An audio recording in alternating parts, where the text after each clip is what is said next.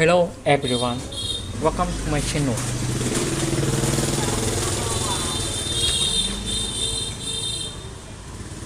I never imagined betrayal could sound so polite. Saturday night, candles flickering, soft jazz playing, and my sister laughing across the table until her voice dropped. Once Harper moves out, Ethan can take the guest room, she said, like I wasn't sitting 6 feet away. Her boyfriend grinned.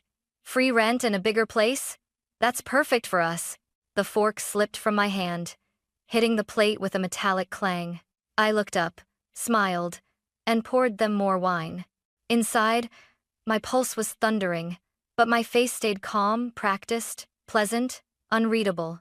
They kept talking, mapping out their new life in my house, right in front of me.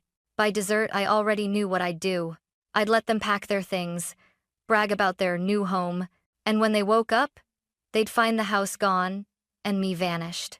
77 missed calls. The smell of roasted garlic and rosemary filled the kitchen that night, my comfort zone, my sanctuary. I'd spent the entire afternoon cooking, thinking a quiet dinner with my sister would help us reconnect. Tessa had been distant lately, spending more time with her new boyfriend, Ethan. I thought maybe she just needed her sister back. I was wrong. She arrived early, all smiles and perfume, Ethan trailing behind her with a bottle of cheap red wine. "Harper, this looks amazing," she said, kissing my cheek like nothing in the world could ever go wrong. I tried to match her warmth. "It's nice to finally have dinner together again." Ethan made himself comfortable fast, loosened his jacket, commented on how spacious the living room felt. When he called it cozy but valuable, something in his tone caught my attention. I brushed it off. Until dessert. While I poured coffee, Tessa leaned closer to him, whispering just loud enough. "Once Harper moves out, we'll finally have room for your gaming setup." He laughed. "Perfect. And we can rent the second bedroom. It'll cover utilities easily." The cup in my hand froze midair. "Rent? Move out? My house?"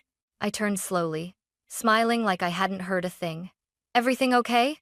Tessa's eyes widened a split second of guilt, then recovery. "Yeah, just talking about how great this place is. You really have it all, Harper." I nodded. "I do." The rest of the night played out like a scene I wasn't part of. They laughed, planned, even mentioned repainting my walls. A softer tone. I answered with automatic politeness, though every word scraped against my patience. When they finally left around 10 p.m., I stood at the window watching them walk to their car. The streetlights caught Tessa's hair the same auburn shade as mine. For a second, I almost pitied her. Almost. My phone buzzed a text from her. "Thanks for dinner, sis. I'll swing by tomorrow to talk about the guest room thing." Guest room thing. That was the moment my smile vanished. The calm I'd worn all night hardened into resolve.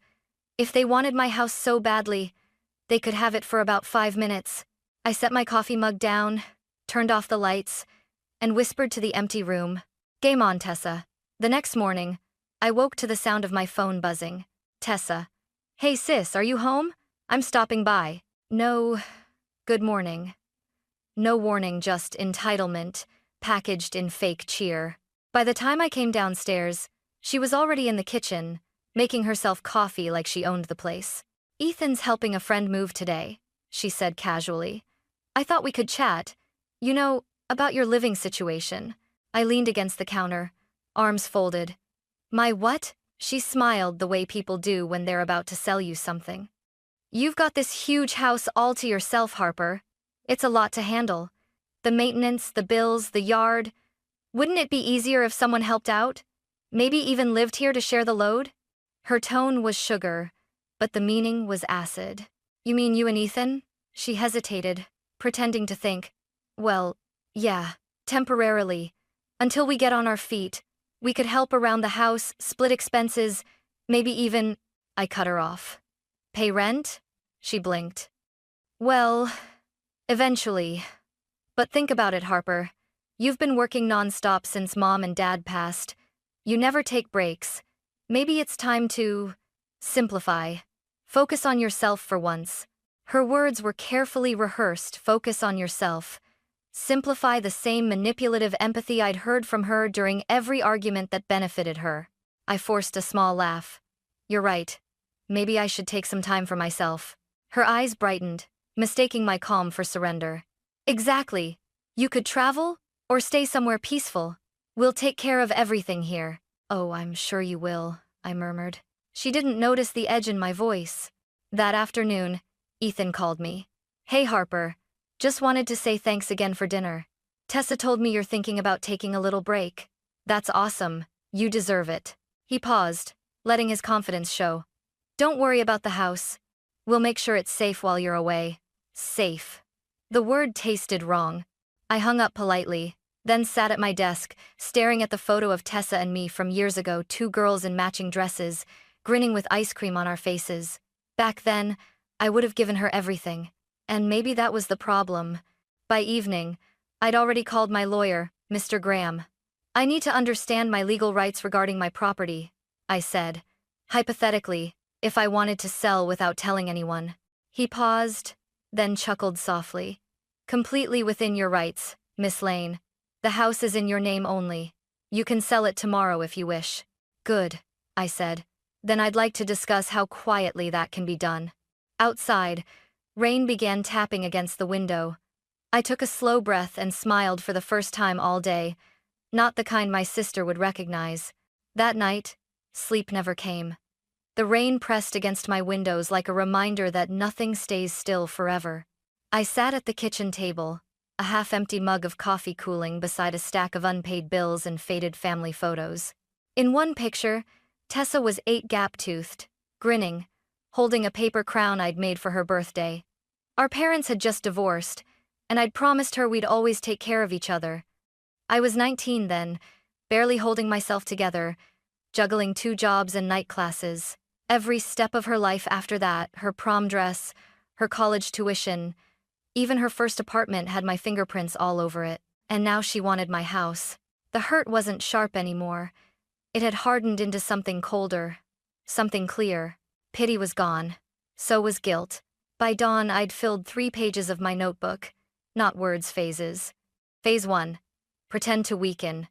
Let them believe they're winning. Phase 2. Legal clarity. No loopholes, no warnings. Phase 3. Quiet sale. Cash buyer only. Phase 4. Inform them when it's too late. Phase 5. Disappear. I drew arrows between each step, labeled contingencies like an architect designing her revenge. My handwriting looked steady, almost professional, though my hands trembled from caffeine and fury. At 9 a.m., I called Mr. Graham again. What's the fastest legal way to sell a home to a private buyer? I asked. Depends on the buyer, he said. Cash offers close quickly 2, maybe 3 weeks. I can refer you to someone discreet. I'll need that, I said. And confidentiality is non-negotiable.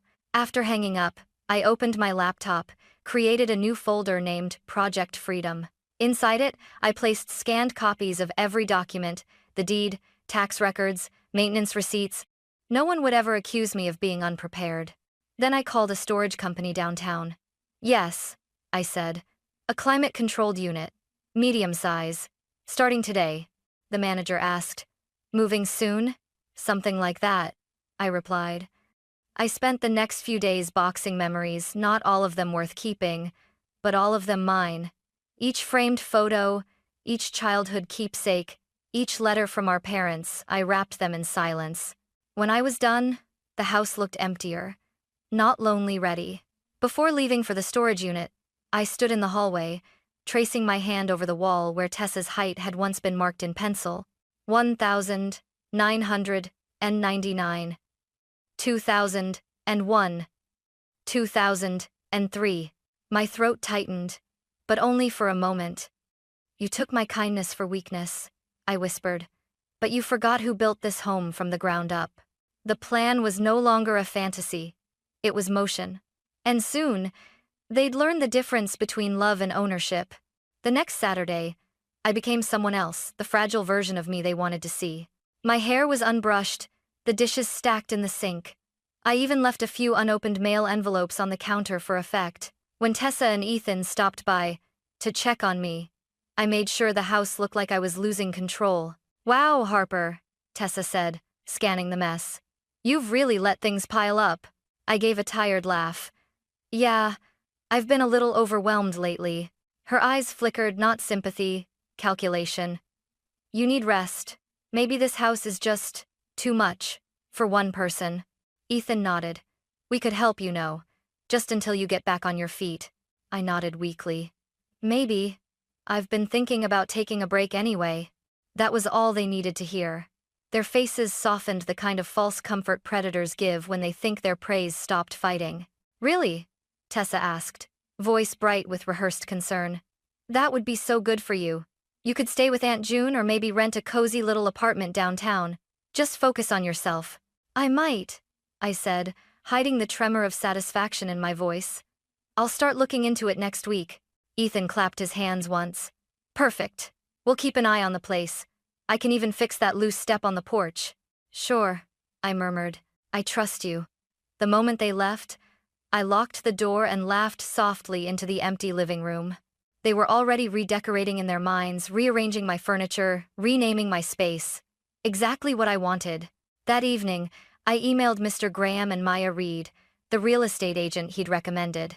Subject line: private listing inquiry urgent. Discreet. By Monday morning, I was sitting across from Maya at a quiet cafe downtown. She was efficient mid-40s, calm eyes, the kind of woman who knew how to keep secrets. I don't want my family to know until after the papers are signed, I told her. Maya nodded. We can handle this off-market. Cash buyers only, limited visibility. You'll be invisible until closing. Invisible sounds perfect. For the next 2 weeks, I maintained my role flawlessly. I sighed in every conversation, claimed the stairs felt steeper, mentioned maybe renting a smaller place. I even left a doctor's pamphlet on the kitchen table, managing stress after 35. Tessa found it during one of her check-ins. Oh, Harper, she said, resting a fake sympathetic hand on my shoulder. You deserve a break. Don't worry, we'll make sure the house feels just like home while you're gone. I smiled, letting my silence say more than yes ever could. That night, I crossed another line off my notebook.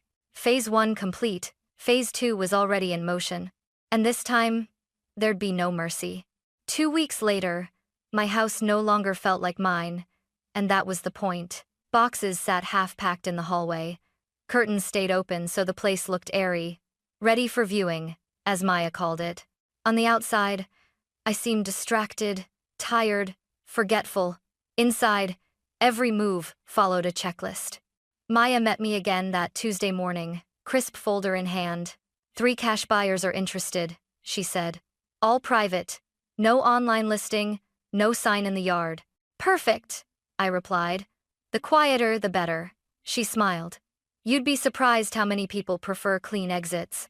That afternoon, while Tessa texted me links to affordable rentals, helpful little sister, I was signing pre-closing documents in Maya's office.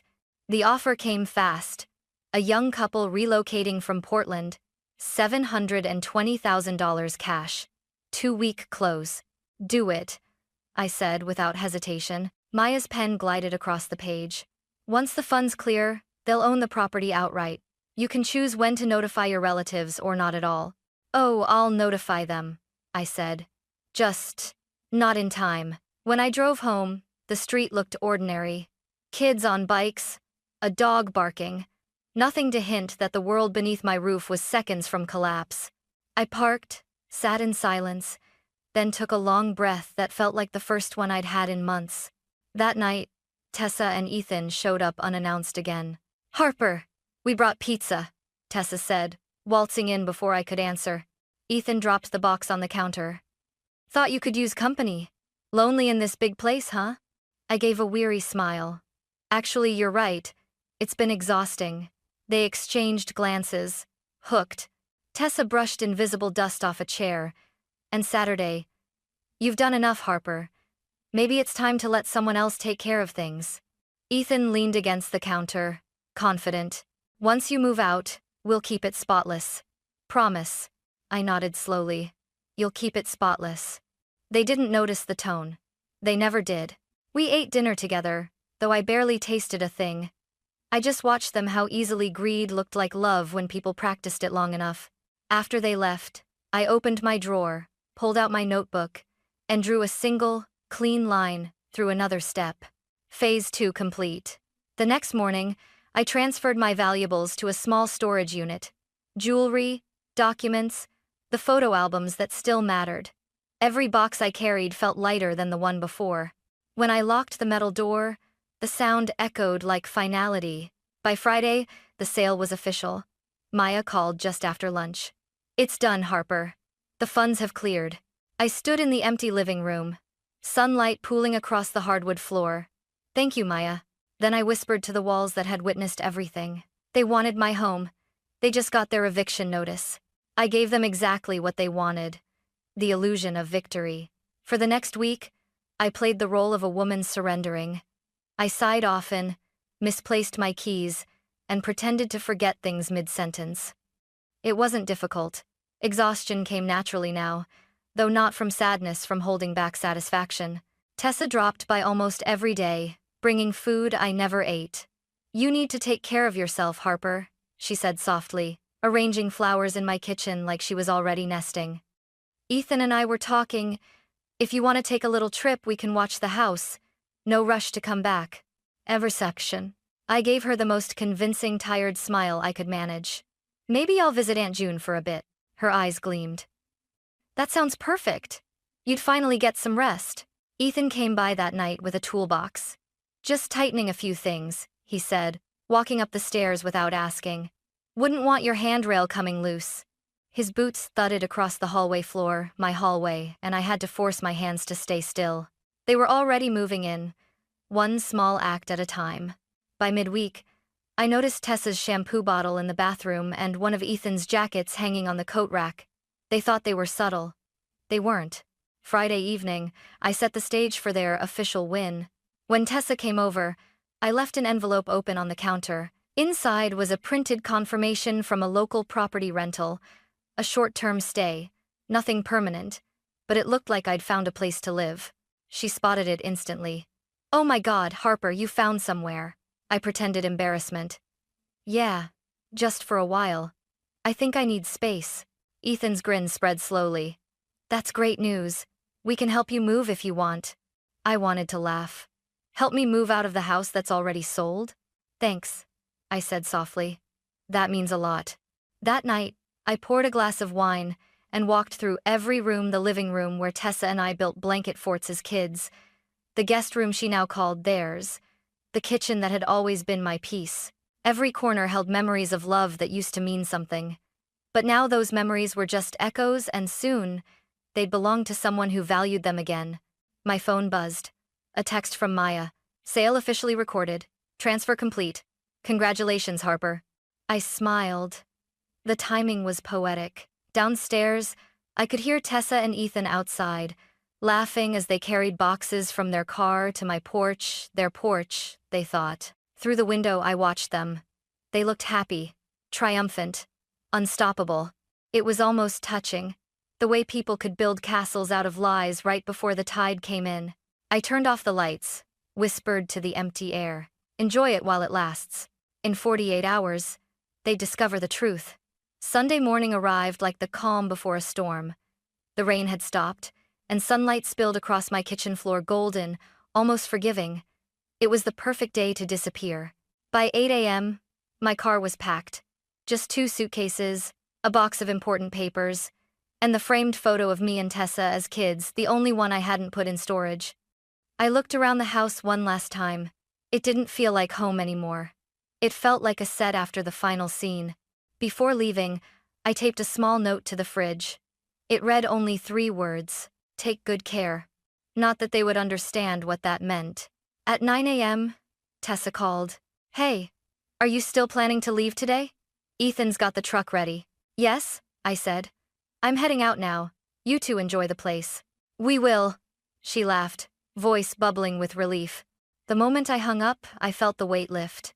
I drove straight across town to my temporary apartment, checked in under my middle name, and turned off my phone. 2 days later, the sale officially closed. The deed transferred, the money cleared, and my sister, my sweet, scheming sister, had no idea that the house she was living in no longer belonged to me. On Wednesday afternoon, I turned my phone back on. It exploded with notifications: 77 missed calls, 13 voicemails, 22 text messages. The first voicemail came from Tessa. "Harper, I think there's been a mistake. Someone just dropped off an envelope saying we have 30 days to vacate. Call me, please." The second was shakier. "What the hell did you do? The letter says you sold the house. Tell me this isn't real." Then Ethan's voice, loud, furious, unraveling. "You can't just kick us out. We live here. We..." Click. I poured a glass of wine, sat on the couch, and pressed play on the next one. Each message was another act in their collapse. Tessa's voice went from disbelief to panic to begging. "Please, Harper. We'll pay you rent. We'll do anything. Just don't do this. I made a mistake. Ethan pushed me. Okay? Please answer me. You can't just vanish, Harper. Where are you?" The last message was barely a whisper. "I miss you. I didn't mean to hurt you. Just call me." For a moment, I almost did. Then I remembered that dinner, her laughter while planning to evict me from my own home, and the pity drained away. That evening, Maya called. "Harper, the new owners received the keys today. Everything's settled." "Good," I said, looking out at the city lights from my window. "I hope they treat it better than the last tenants." Maya hesitated. "Family trouble?" "Let's just say I learned that family and loyalty aren't always the same thing." A week later, Mrs. Lyle, my old neighbor, called to check in. "Harper, dear, you wouldn't believe what I saw. Your sister was on the lawn yelling at two moving men. They said they had to change the locks." I smiled faintly. "So, the new owners moved in?" "They did. Young couple, lovely people." Your sister looked ready to faint. "Thank you for letting me know, Mrs. Lyle. You've always been kind." When I hung up, I finally exhaled. For months, I'd been walking on eggshells, pretending, enduring, hiding. Now there was nothing left to endure. The house was gone. The memories, boxed and safe. The peace, finally mine. I sat in silence for a long time, phone face down on the table, 77 missed calls flashing faintly in the dark. Each one represented a different emotion: guilt, shock, desperation, regret, but none of them belonged to me anymore. I whispered to the quiet room, "You wanted my house, Tessa. You got the lesson instead." Then I turned the phone off again, placed it in the drawer, and let the stillness wrap around me like armor. It took exactly 3 weeks before the silence stopped feeling strange. At first, I'd wake up reaching for my phone, half expecting to see another desperate message from Tessa, another apology wrapped in manipulation. But the notifications had gone quiet. Peace, I realized, is louder than noise. I rented a small apartment in a part of town where nobody knew my name. Sunlight poured through the windows in the morning, painting gold streaks across the walls. The place was nothing like the old house, smaller, simpler, uncluttered. But every corner was mine. I didn't have to share space with guilt, expectation, or betrayal. The first night there, I made pasta and opened a bottle of wine. No guests, no fake smiles, just music, the hum of the fridge, and the sound of my own breathing. It felt like freedom. Sometimes, I thought about Tessa. I wondered if she'd learned anything, or if she still blamed me for the consequences of her choices. Mrs. Lyle had mentioned that Tessa and Ethan moved into a rental outside the city. Higher rent, smaller space, no yard. Apparently, Ethan left a month later, and Tessa was trying to rebuild her life alone. Good. Maybe solitude would teach her what kindness never could. One evening, while sorting through my storage boxes, I found the old photo of us again, the one where she wore the paper crown I'd made for her 8th birthday. I traced the edge of the picture with my thumb and smiled, not from nostalgia, but from acceptance. I didn't hate her anymore. I just didn't owe her anything. I placed the photo back into the box, sealed it with tape, and wrote on top, "Past, keep sealed." The next morning, I met with Maya for coffee. She handed me a check, the final balance after taxes and closing costs. "You're officially debt-free, Harper," she said. "Any plans?" I sipped my latte and smiled. "Just living." She tilted her head. "That's a rare plan. Most people want more." "Not me," I said. "I had more once. It nearly cost me everything." After she left, I walked to the waterfront, wind whipping my hair, the city glowing behind me. I pulled out my phone, opened my email, one new message. From Tessa. Subject: I know I don't deserve forgiveness. Body: I lost everything, Harper. Ethan's gone. I can't find a job that covers rent. I know you hate me, but please, I'm still your sister. For a long time, I just stared at it. Then I pressed delete. No reply, no anger, just peace. I slipped the phone back into my pocket and whispered into the breeze, You made your choices. I made mine. As I watched the boats drift along the harbor, I realized that revenge had never been the goal. It wasn't about punishing them, it was about reclaiming myself. They had turned love into leverage. I turned silence into strength. When the sun dipped below the horizon, I headed home to my new life, my own space, my own peace. And for the first time in years, I didn't look back.